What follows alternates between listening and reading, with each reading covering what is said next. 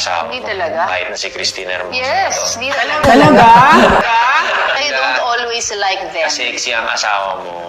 Hindi mo araw-araw yan mamahalin. Yes, totoo yan. If you're just gonna base it on feelings, ang love hindi siya feelings eh. You shouldn't base it on feelings kasi nagbabago eh.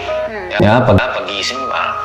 Nakakairita naman to. Para mga 50% lang kitang love. Di ba?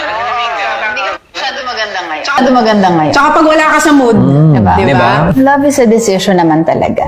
It's really a decision. Nga, hindi naman talaga everyday nakakatuwa yung ugali niya. It's a or- choice. It's a choice. Diba na, or ang gwapo niya, or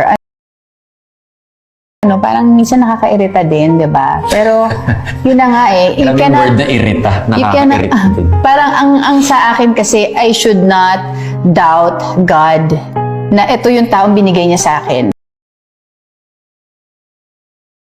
It's like questioning Him eh, kung nagreklamo ako eh. So, Lord, kahit na ano pa yan, God, Ikaw nang bahala sa kanya. Basta ako, dediretso ako sa'yo.